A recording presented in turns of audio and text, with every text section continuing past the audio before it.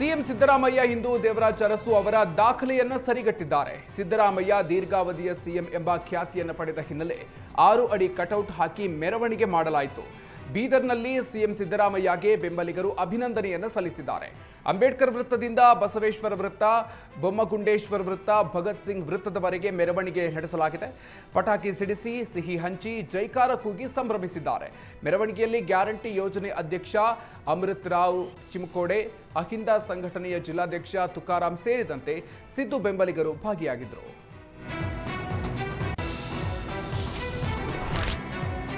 ಸಿದ್ದರಾಮಯ್ಯ ಅರಸು ದಾಖಲೆ ಸರಿಗಟ್ಟಿದ್ದಕ್ಕೆ ಸಂತಸ ವ್ಯಕ್ತಪಡಿಸಿದ ಸಚಿವ ಮಹಾದೇವಪ್ಪ, ಸಿದ್ದರಾಮಯ್ಯ ಇಲ್ಲದೆ ಇರೋ ಕಾಂಗ್ರೆಸ್ ಪಕ್ಷ ಮತ್ತು ಸರ್ಕಾರವನ್ನ ಊಹಿಸಿಕೊಳ್ಳೋದಕ್ಕೆ ಸಾಧ್ಯ ಇಲ್ಲ. 2028ರವರೆಗೂ ಸಿದ್ದರಾಮಯ್ಯ ಗಟ್ಟಿಯಾಗಿರಬೇಕು ಅಂತ ಹೇಳಿದರು. ಈ ಬಾರಿ ಸಿದ್ದರಾಮಯ್ಯ ತಮ್ಮ ಅವಧಿ ಪೂರೈಸಬೇಕು, ಮುಂದಿನ ಅವಧಿಗೂ ಸಿದ್ದರಾಮಯ್ಯ ಇರಬೇಕು ಅನ್ನೋದಕ್ಕೆ ನಮ್ಮ ತಕರಾರು ಇಲ್ಲ. ಮತ್ತೆ ಮುಖ್ಯಮಂತ್ರಿ ಎಂಬ ನಾಟಕವನ್ನ ಸಿಎಂ ಸಿದ್ದರಾಮಯ್ಯನವರು ನೋಡಬೇಕು. ಸಿದ್ದರಾಮಯ್ಯ ಯಾವತ್ತೂ ಹೊಗಳಿಕೆಗೆ ಬೆಲೆ ಕೊಟ್ಟವರಲ್ಲ, ಹಾಗಂತ ನಾವು ಅವರನ್ನ ಬಿಡಬಾರದು. ಸಿದ್ದರಾಮಯ್ಯ ಮುಳುಗಿದ್ರೆ ಕಾಂಗ್ರೆಸ್ ಮುಳುಗತ್ತೆ, ಸಿದ್ದರಾಮಯ್ಯ ಮುಳುಗಿದ್ರೆ ಅಹಿಂದ ವರ್ಗ ಮುಳುಗತ್ತೆ ಅಂತ ಮಹಾದೇವಪ್ಪ ಹೇಳಿದ್ದಾರೆ.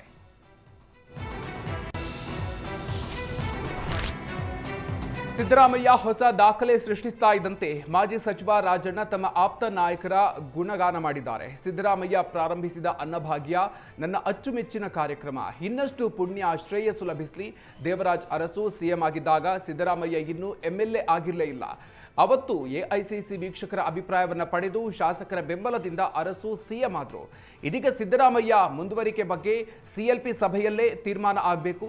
ಯಡಿಯೂರಪ್ಪ ಇಲ್ಲ ಅಂದ್ರೆ ಬಿಜೆಪಿ ಇಲ್ಲ, ದೇವೇಗೌಡರು ಇಲ್ಲ ಅಂದ್ರೆ ಜೆಡಿಎಸ್ ಇಲ್ಲ, ಹಾಗೇನೆ ಸಿದ್ದರಾಮಯ್ಯ ಇಲ್ಲ ಅಂದ್ರೆ ಕಾಂಗ್ರೆಸ್ ಪಕ್ಷ ಇರಲ್ಲ ಅಂತ ಹೇಳಿದರು.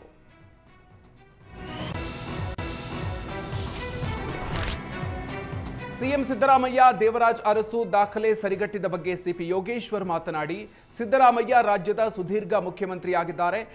ದೇವರಾಜ್ ಅರಸು ಕಾಲದಲ್ಲಿ ನಾವು ಇರಲಿಲ್ಲ, ಸಿದ್ದರಾಮಯ್ಯ ಅವರ ಕಾಲದಲ್ಲಿ ನಾವು ಇದ್ದೀವಿ ಅಂತ ಹೇಳಿದರು. ಇನ್ನು ಇದೇ ವೇಳೆ ಡಿಕೆ ಶಿವಕುಮಾರ್ ಸಿಎಂ ಸ್ಥಾನ ನೀಡುವ ವಿಚಾರವಾಗಿ ಡಿಕೆ ಶಿವಕುಮಾರ್ ಅವರಿಗೆ ಸಿಎಂ ಸ್ಥಾನ ನೀಡುವ ಬಗ್ಗೆ ಸಿಪಿವೈ ಡಿಕೆಶಿ ಸಿಎಂ ಆಗಬೇಕು ಅನ್ನೋ ಭಾವನೆ ಇದೆ. ಸಿದ್ದರಾಮಯ್ಯನವರು ಒಪ್ಪಿ ಅವಕಾಶ ನೀಡ್ತಾರೆ ಅನ್ನೋ ಆಶಾಭಾವನೆ ಇದೆ. ಇದರಲ್ಲಿ ಕಿತ್ತಾಟ ಮಾಡಿ ತೆಗೆದುಕೊಳ್ಳೋದಿಕ್ಕೆ ಆಗಲ್ಲ, ಅವರೇ ಒಂದು ತೀರ್ಮಾನಕ್ಕೆ ಬರ್ತಾರೆ. ಹೈಕಮಾಂಡ್ ಈ ಬಗ್ಗೆ ಸೂಕ್ತ ನಿರ್ಧಾರವನ್ನ ಮಾಡುತ್ತೆ. ನಮ್ಮದೊಂದು ಧ್ವನಿ ಇದೆ, ಅದಕ್ಕೆ ಹೈಕಮಾಂಡ್ ಒಪ್ಪಿಗೆ ಕೊಡಬೇಕಿದೆ ಅಂತ ಹೇಳಿದ್ದಾರೆ.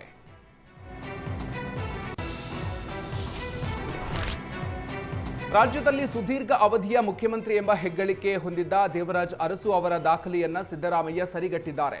ಸಿದ್ದರಾಮಯ್ಯ ಸಿಎಂ ಆಗಿ 7 ವರ್ಷ 239 ದಿನ ಪೂರೈಸಿದ್ದಾರೆ. ಹೀಗಾಗಿ ಮೈಸೂರು ನೆಲಮಂಗಲದಲ್ಲಿ ನಾಟಿ ಕೋಳಿ ಬಾಡೂಟ ಆಯೋಜಿಸಲಾಗಿತ್ತು. ಹಿಂದುಳಿದ ವರ್ಗಗಳ ಜಾಗೃತ ವೇದಿಕೆಯಿಂದ ಕಾರ್ಯಕ್ರಮ ನಡೆಯಿತು. ದಾಖಲೆ ದಿನವೇ ಸಿಎಂ ಸಿದ್ದರಾಮಯ್ಯ ಪೂರ್ಣಾವಧಿ ಸಿಎಂ ಆಗುವ ವಿಶ್ವಾಸ ಇದೆ. ಏನೇ ಆದರೂ ಹೈಕಮಾಂಡ್ ತೀರ್ಮಾನ ಮಾಡುತ್ತೆ. ನನಗೆ ದೇವರಾಜ್ ಅರಸು ದಾಖಲೆ ಬಗ್ಗೆ ಅರಿವಿರಲಿಲ್ಲ, ಜನರ ಆಶೀರ್ವಾದದಿಂದ ಎಲ್ಲವೂ ನಡೆದು ಹೋಗಿದೆ ಅಂತ ರಾಜ್ಯದ ಜನರಿಗೆ ಅಭಿನಂದನೆಯನ್ನು ಸಲ್ಲಿಸಿದ್ದಾರೆ.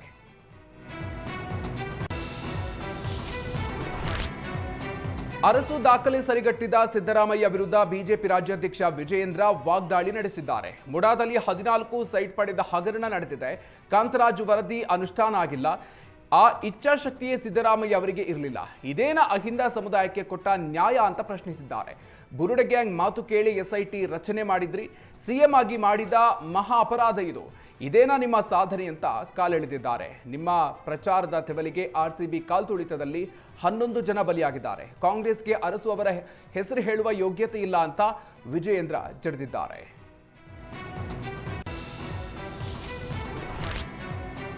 ಹುಬ್ಬಳ್ಳಿ ಮರ್ಯಾದಾ ಹತ್ಯೆ ಸಂತ್ರಸ್ತರ ಮನೆಗೆ ರಾಜ್ಯ ಮಾನವ ಹಕ್ಕುಗಳ ಆಯೋಗದ ಅಧ್ಯಕ್ಷ ಶ್ಯಾಮ್ ಭಟ್ ಭೇಟಿ ನೀಡಿದರು.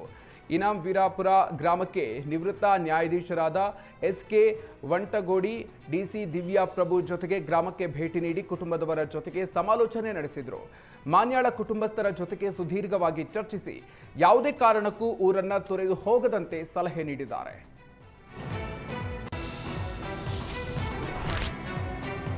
ಹಲವು ಜಿಲ್ಲೆಗಳಲ್ಲಿ ಸರ್ಕಾರಿ ಕಚೇರಿಗಳಿಗೆ ಬಾಂಬ್ ಬೆದರಿಕೆ ಬಂದಿದ್ದು ಆತಂಕ ಸೃಷ್ಟಿಸಿತು. ಒಟ್ಟು 6 ಜಿಲ್ಲೆ 7 ಸ್ಥಳಗಳಲ್ಲಿ ಬಾಂಬ್ ಬೆದರಿಕೆ ಕರೆ ಬಂದಿದೆ. ಬೆಂಗಳೂರು, ಬಾಗಲಕೋಟೆ, ಮೈಸೂರು, ಗದಗ, ಧಾರವಾಡ, ಹಾಸನ ಹಾಗೂ ಬೆಂಗಳೂರಿನ ಲಾಲ್ಬಾಗ್ ರಸ್ತೆ, ಕೋರಮಂಗಲದ ಪಾಸ್ಪೋರ್ಟ್ ಕೇಂದ್ರವನ್ನು ಸ್ಫೋಟಿಸುವುದಾಗಿ ಬೆದರಿಕೆ ಬಂದಿತ್ತು. ಕೋರ್ಟ್ ಕಚೇರಿಗಳನ್ನು ಸ್ಫೋಟಿಸೋದಾಗಿ ಇಮೇಲ್ನಲ್ಲಿ ಬೆದರಿಕೆ ಬಂದಿದ್ದು, ಸ್ಥಳ ಪರಿಶೀಲಿಸಿ ಬಾಂಬ್ ಇಲ್ಲ ಅನ್ನೋದನ್ನ ಪೊಲೀಸರು ಖಚಿತಪಡಿಸಿದ್ದಾರೆ. ಸದ್ಯ ಪ್ರಕರಣ ಸಂಬಂಧ ಪೊಲೀಸರು ತನಿಖೆಯನ್ನ ಮುಂದುವರೆಸಿದ್ದಾರೆ.